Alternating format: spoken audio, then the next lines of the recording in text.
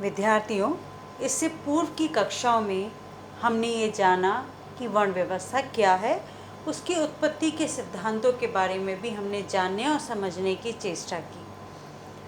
जहाँ तक मेरा विश्वास है, आप अभी तक वर्ण व्यवस्था की उत्पत्ति के मूल सिद्धांत को समझ गए होंगे कि ये सिद्धांत दो आधारों पर जुड़ा हुआ है, परंपरागत सिद्धांत और कर्म और धर्म पर आधारित सिद्धांत।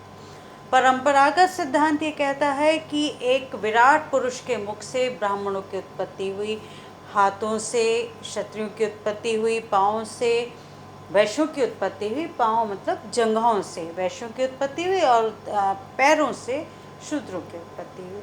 वहीं कर्म का सिद्धांत ये कहता है, जैसे कि इससे पूर्व की कक्षा में मैंने आपको बताया था कि कर्म का सिद्धांत ये कहता है कि जिन्होंने पठन पाठन के कार्य को अपनाया, वेदों के अध्ययन को अपनाया, मंत्रों के उच्चारण को अपनाया, अपने जीवन में स्वीकार किया इसे, वो ब्राह्मण कहलाए। उसके पश्चात हम बात करते हैं क्षत्रियों की कि क्षत्रिय कौन कहलाए। तो जिन्होंने अस्त्र शस्त्र का कार्य किया वो क्षत्रिय कहलाए। अब वैश्य कौन कहलाए? परंपरा का सिद्धांत तो कहता है कि वैश्य वो हैं जिनकी उत्पत्ति जंघाओं से हुई, लेकिन कर्म का सिद्धांत कहता है कि वैश्य वो हैं जो आर्थिक क्रियाओं में संलग्न रहे। परंपरा का सिद्धांत कहता है कि पैरों से शूद्रों की उत्पत्ति हुई, और जबकि कर्म का सिद्धांत कहता है कि जिन्होंने तीनों वर्णों की सेवा का कार्य किया वो शूद्र कहलाए। ठीक है, यहाँ तक मैं विश्वास करती हूँ कि आपको समझ में आ गया होगा। एक सिद्धांत और भी माना जाता है, रंग का सिद्धांत, जिसको समझना सहज नहीं है, लेकिन चूँकि ये जानना वर्ण व्यवस्था के साथ जुड़ा हुआ है कि रंग का सिद्धांत भी वर्ण व्यवस्था की उत्पत्ति के साथ जुड़ा हुआ है, इसलिए हम जानेंगे कि रंग का सिद्धांत क्या कहता है। तो महाभारत में भृगु ऋषि ने भारद्वाज को वर्ण व्यवस्था की उत्पत्ति का आधार मनुष्य की त्वचा के विभिन्न रंगों को बताया। उनके अनुसार ब्रह्मा ने सबसे पहले ना केवल ब्राह्मणों की सृष्टि की, ब्राह्मणों का निर्माण किया, पर इसके बाद उन्होंने त्वचा के विभिन्न रंगों के आधार पर, जो हमारा स्किन कलर होता है ना, उसे त्वचा के रंग कहते हैं ना, तो त्वचा के रंगों के आधार पर अन्य तीनों वर्णों की रचना की, क्षत्रिय, वैश्य और शूद्र। तो वो ये कहते हैं कि ब्राह्मणों का रंग सफ़ेद है, क्षत्रियों का रंग लाल है, वैश्यों का रंग पीला है और शूद्रों का रंग काला है। अब ये भी एक विचारधारा है, इसे सत्यता या असत्यता के आधार पर हम परख नहीं रहे हैं, इसका हमारे पास कोई ठोस आधार नहीं है, परंतु ये परंपरागत सिद्धांत के साथ ही जुड़ा हुआ एक प्रकार का सिद्धांत है, जो ये बताता है कि रंग भी वर्ण व्यवस्था को निर्धारित करने में एक महत्वपूर्ण भूमिका निभाते हैं। हाँ, महत्वपूर्ण क्या है? वो है गुणों का सिद्धांत। उसके बारे में मैं पहले आपको बताऊं, मैं सोचती हूँ उसके बारे में मैं आपको अगली कक्षा में बताऊंगी, पर उससे पहले मैं आप लोगों से जानना और समझना चाहती हूँ कि आप सभी ने अपने स्कूली शिक्षा में ये जाना होगा कि गुण क्या होते हैं मनुष्य के। तो अच्छे गुण, बुरे गुण, यही गुणों के बारे में हम जानते और बात करते आए हैं, परंतु क्या इसके विपरीत इससे भी अलग कुछ है? तो मैं विश्वास करती हूँ, मैं मानती हूँ कि आप में से लगभग सभी विद्यार्थी जानते होंगे कि मूलतः जब भारतीय संस्कृति जब गुणों की बात करती है तो वो 3 प्रकार के गुणों की बात करती है: सतोगुण, रजोगुण और तमोगुण। सतोगुण मतलब वो गुण जो सात्विक वृत्ति से पूर्ण हो, सात्विक वृत्ति अर्थात सत्य। ठीक है। फिर रजोगुण जो राजसिक प्रवृत्ति से पूर्ण हो, और तमोगुण जो तामसिक वृत्ति से पूर्ण हो। अगर हम वर्तमान समय की बात करें तो मैं नहीं समझती कि कोई व्यक्ति पूर्णतः सात्विक प्रवृत्ति से पूर्ण होगा, या कोई व्यक्ति पूरा तामसिक प्रवृत्ति से पूर्ण होगा, या कोई व्यक्ति पूर्णतः राजसिक गुणों को अपने भीतर अंगीकार करता होगा या स्वीकारता होगा। हम सभी इन सारे गुणों का सम्मिश्रण है। कहीं ना कहीं हाँ, ये ज़रूर हो सकता है कि एक व्यक्ति के अंदर सात्विक गुण बहुत अधिक हो और तामसिक गुण नाम मात्र का हो या बहुत कम हो, और कुछ अंश में उसके पास रजोगुण हो। इसका जो संतुलन है वो हर व्यक्ति का अलग अलग हो सकता है। हर हालत में ऐसा होता ही है कि कोई भी व्यक्ति एक गुण को धारता है, अंगीकार करता है, परंतु जो दूसरा गुण है उसके अंदर वो विलुप्त हो जाता है, कम होता है।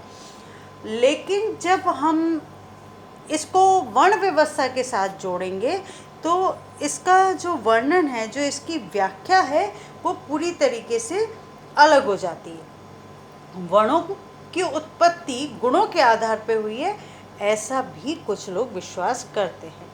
और इस विश्वास के अनुसार एक व्यक्ति किस वर्ण का सदस्य होगा, ये इस बात पे कदापि निर्भर नहीं करता कि उसका जन्म किस परिवार में या वर्ण में हुआ है, अपितु तो इस बात पर निर्भर करेगा कि उसमें किस प्रकार के गुण पाए जाते हैं। देखिए, इस बात पर आज हम चर्चा करते हैं कि स्पष्ट तौर पर अंकित है कि व्यक्ति का वर्ण इस आधार पर निर्धारित नहीं हो सकता कि वो किस परिवार में पैदा हुआ है। व्यक्ति का वर्ण इस आधार पर निर्धारित नहीं हो सकता कि वो पूर्व में या उसके माता पिता किस वर्ण के थे या व्यक्ति का परिवार किस वर्ण का है। इस बारे में मैंने पिछली कक्षा में भी आपसे चर्चा की थी। व्यक्ति का वर्ण इस आधार पर आधारित होगा कि उसमें कैसे गुण पाए जाते हैं। चलिए, हम बहुत सामान्य सी बात करते हैं, और मुझे लगता है शायद हमारे लिए किताबों की भाषा से बाहर निकलकर अगर हम सामान्य जनजीवन के साथ समाजशास्त्र को जोड़कर देखते हैं तो हमारे लिए अपनी अवधारणाओं को, तथ्यों को समझना अधिक सहज, अधिक सरल हो जाता है बनस्पत किताबों की क्लिष्ट भाषा को साथ लेकर अगर हम चलें। आप अपने घर के भीतर झांक कर देखें कि हो सकता है आपके पिता सात्विक प्रवृत्ति के हों, सतोगुण उनकी विशेषता हो, परंतु आज जो वर्तमान युवा पीढ़ी है, क्या वो देखिए तामसिक प्रवृत्ति में सात्विक प्रवृत्ति कभी भी ये नहीं कहती कि व्यक्ति पूरी रात जगे और सुबह वो देर से उठे और वो रखा हुआ भोजन ग्रहण करे, लेकिन तामसिक प्रवृत्ति में ये सारी चीज़ें शामिल हो जाती हैं। तो कहीं ना कहीं हम सब लोग ये इस प्रवृत्ति की ओर तेज़ी से बढ़ रहे हैं। तो कहने का तात्पर्य क्या हुआ कि एक ही परिवार में परिवार का जो मुखिया है उसका जो गुण उन्होंने अंगीकार कर रखा है वो गुण बिल्कुल अलग हो सकता है जो गुण मेरे पास है या आपके पास है। तो ये वर्ण व्यवस्था ये लगातार इस ओर इंगित करती है, इस ओर इशारा करती है, ये बात समझाने की चेष्टा करती है कि वर्ण व्यवस्था एक लचीली व्यवस्था है जिसमें आप अपने कर्मों में परिवर्तन करेंगे, आपका वर्ण परिवर्तित हो जाएगा, आपके गुण परिवर्तित होंगे। कौन से गुण? जो आपके भीतर व्याप्त हैं। अगर आपके गुणों में परिवर्तन होगा तो भी आपका वर्ण परिवर्तित हो जाएगा।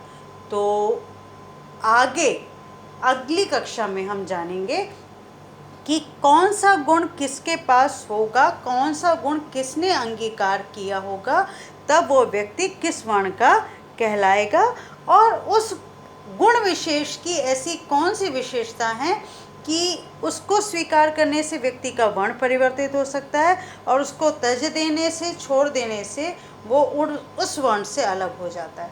पर विद्यार्थियों, मैं पुनः जब तक वर्ण व्यवस्था का आपका विषय समाप्त नहीं हो जाता है, मैं हर कक्षा में आपसे यही बात दोहराना चाहूँगी कि आप वर्ण व्यवस्था और जाति व्यवस्था को एक मत मानिएगा। वर्ण व्यवस्था और जाति व्यवस्था बिल्कुल अलग है। वर्ण व्यवस्था खुली व्यवस्था है, एक लचीली व्यवस्था है जिसमें परिवर्तन संभव था। उसके बिल्कुल विपरीत, उसके उलट जाति व्यवस्था है जो कि क्लोज सिस्टम है, जो एक बंद व्यवस्था है जिसमें परिवर्तन, आप कोई भी कार्य करें पर आपकी जाति आपके जन्म से निर्धारित होती है। और जाति व्यवस्था पूरे विश्व में एक ऐसी अनूठी व्यवस्था है जो और किसी देश में नहीं पाई जाती है। अब हम इससे वर्ण व्यवस्था की उत्पत्ति के जो गुण का सिद्धांत है उसके बारे में विस्तार से अगली कक्षा में चर्चा करेंगे। धन्यवाद।